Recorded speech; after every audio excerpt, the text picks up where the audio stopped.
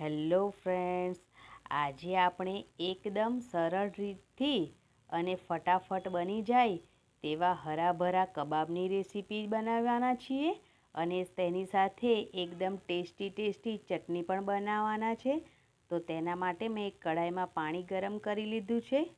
ત્યારબાદ તેની અંદર એક બાઉલ વટાણા નાખી દીધા છે અને 400 ગ્રામ જેવા પાલકના પાન એડ કરી દીધા છે. તેની અંદર મેં થોડું મીઠું નાખ્યું છે અને થોડી ખાંડ નાખી છે. ખાંડ નાખવાથી પાલક અને વટાણાનો કલર લીલો ને લીલો જ રહેશે, થોડો ચેન્જ નહીં થાય. એટલા માટે થોડી ખાંડ નાખવાની. પછી ઢાંકણ બંધ કરીને ખાલી 1 જ મિનિટ માટે આપણે તેને બાફી લેવાનું છે. 1 જ મિનિટ પછી આપણે તેને કાઢી લઈ એક ઠંડા પાણીમાં નાખી દેવાની છે ભાજીને. તમે તેની અંદર બરફના ટુકડા પણ નાખી શકો છો અથવા તો ઠંડુ પાણી નાખી શકો છો. તેની અંદર ઠંડુ થઈ જવા દેવાના પાલક અને વટાણાને. ત્યારબાદ તેને કાઢી લઈ પાલકનું બધું પાણી નિતારી તેને એક મિક્સર ગ્રાઇન્ડરમાં નાખી દઈશું અને તેને એક દરદરા જેટલું પેસ્ટ આપણે રેડી કરી લઈશું.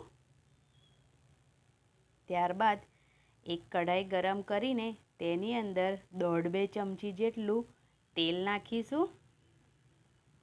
તેલ ગરમ થઈ જાય એટલે થોડું જીરું નાખીશું.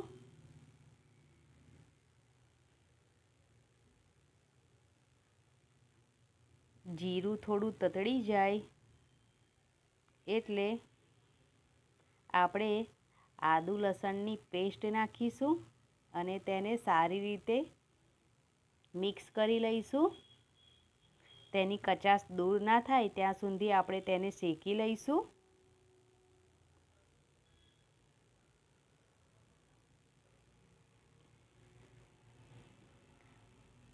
ત્યારબાદ એકદમ ઝીણી કાપેલી ફણસી એડ કરીશું.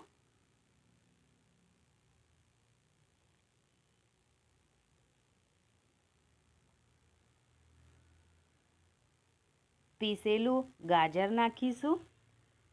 આ બધી વસ્તુ એકદમ નાની પીસી અથવા તો કટ કરીને નાખવાની છે, જેથી કરીને તે ઝડપથી ચઢી જાય. ફુલેવાર નાનો કટ કરેલો નાખીશું.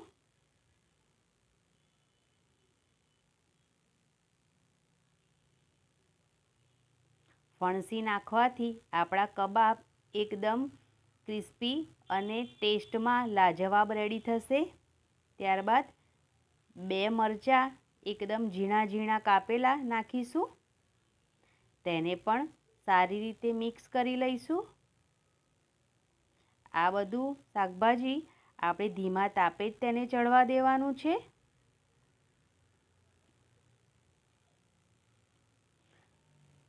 ત્યારબાદ આપણે જે પેસ્ટ બનાવીને રેડી કરી હતી ને વટાણા અને પાલકની, તેને પણ એડ કરી લઈશું અને તેને પણ સારી રીતે મિક્સ કરી લઈશું.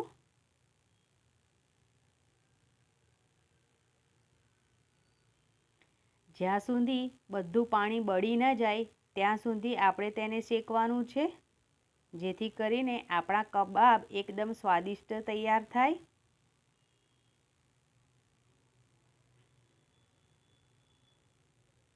પછી સ્વાદ પ્રમાણે થોડું મીઠું નાખી દઈશું. મીઠું નાખવાથી જે પાણી છૂટશે એ પણ બધું બળી જશે, તો પછી એની અંદર પાણી રહેશે નહીં. એટલે થોડું મીઠું એડ કર્યા પછી પણ થોડું શેકી લેવાનું. બસ હવે આપણો પેસ્ટ એકદમ સારી રીતે રેડી થઈ ગયો છે. બધું જ પાણી બળી ગયું છે. તો આપણે તેને કાઢી લઈશું એક ડીશમાં અને ઠંડુ થવા મૂકી દઈશું.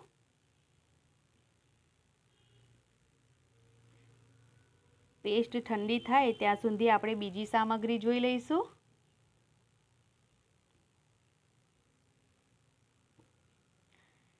એક કઢાઈમાં 2-4 ચમચી જેટલો બેસન લઈ તેને થોડો શેકી લઈશું.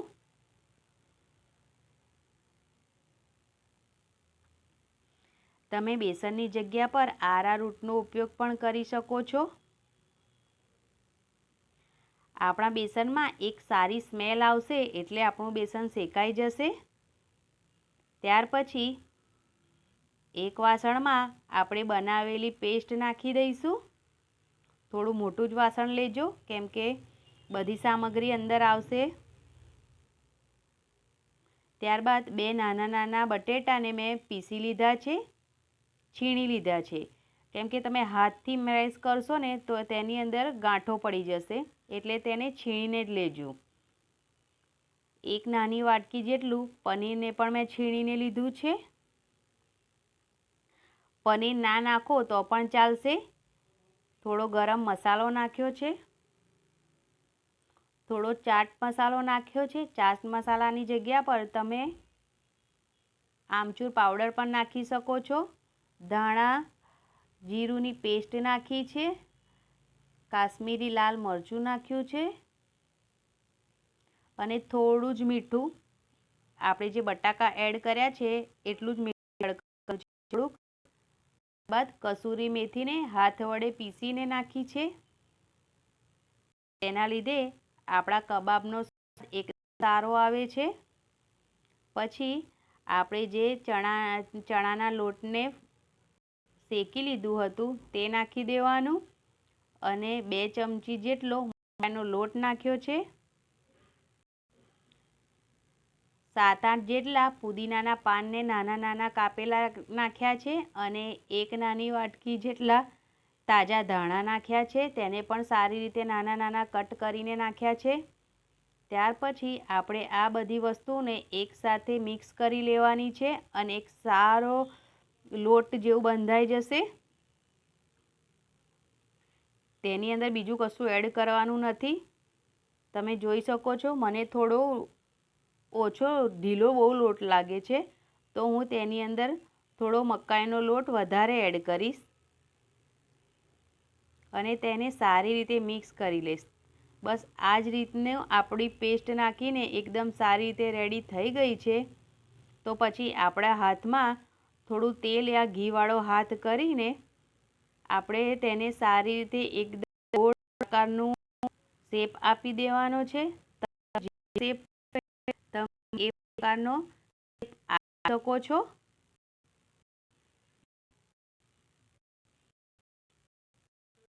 લોટ એકદમ સારો ચીકણો થઈ કરી લેવાનો તો આપણા જે કબાબ છે એ ફાટશે નહીં અને એક સારી રીતે તૈયાર થશે.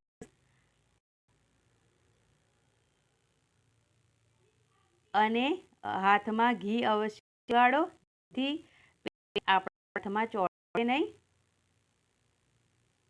બસ આ જ રીતે સાઈડ પર થોડું ફાટી જાય તો હાથ વડે તેને સરખું કરી લેવાનું. તેની વચ્ચે મેં એક કાજુનો પીસ નાખ્યો છે. તમે ના નાખો તો પણ ચાલે, પણ કાજુનો વચ્ચે નાખીએ તો તેનો સો એકદમ મસ્ત આવે છે. એકદમ સારા દેખાવા લાગે છે. બસ મેં આ રીતે બધા જ કબાબ લીધા છે. તમે આ રીતથી રેડી કરી લેજો. આપણા બધા જ કબાબ રેડી થઈ ગયા છે. તો કબાબ રેડી થઈ ગયા પછી તમે તેને શેકી પણ શકો છો અને ફ્રાય પણ કરી શકો છો. થોડું ઓછું તેલ મૂકીને તેને બંને બાજુથી શેકી લો અથવા તો ફ્રાય કરી લો. હું તેને ફ્રાય કરીશ એટલે મેં એક પેનમાં તેલ ગરમ કરવા મૂકી દીધું છે અને તેની અંદર આપણે જેટલા એક પેનમાં આવી રહે તેટલા જ કબાબ મૂકી દઈશું અને તેને તળી લઈશું. કબાબને તળવામાં એટલો બધો ટાઈમ નથી લાગતો. 2-3 મિનિટમાં જ બધા જ કબાબ રેડી થઈ જાય છે તળાઈને. તો થોડું અને આપણે કબાબ એકદમ હાઈ ફ્લેમ પર જ તળવાના છે. થોડી જ વારમાં એક સાઈડથી આપણા કબાબ તળાઈ જશે. થોડો બ્રાઉન કલર આવી જાય એટલે આપણે તેને બીજી સાઈડ પર ફેરવી નાખવાના છે. બસ આ જ રીતનો એક થોડો બ્રાઉન કલર આવી જાય એટલે આપણા કબાબ ચડી જાય છે. તો તેને બીજી સાઈડ પલટાવી નાખવાના છે. બસ આ જ રીતે આપણા કબાબ તળી લેવાના છે.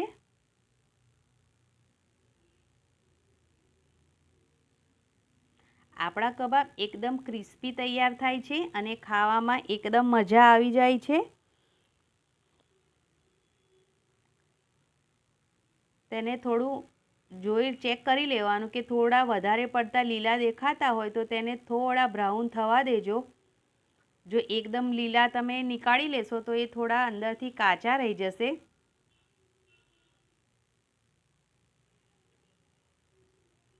બસ હવે આપણા બધા જ કબાબ તળાઈ ગયા છે, તો આપણે તે બધા જ કબાબને બહાર કાઢી લઈશું.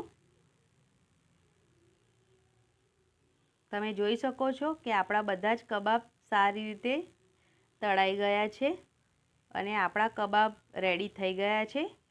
તો કબાબ સાથે ખાવાથી એકદમ લાજવાબ ચટણી આપણે બનાવીશું.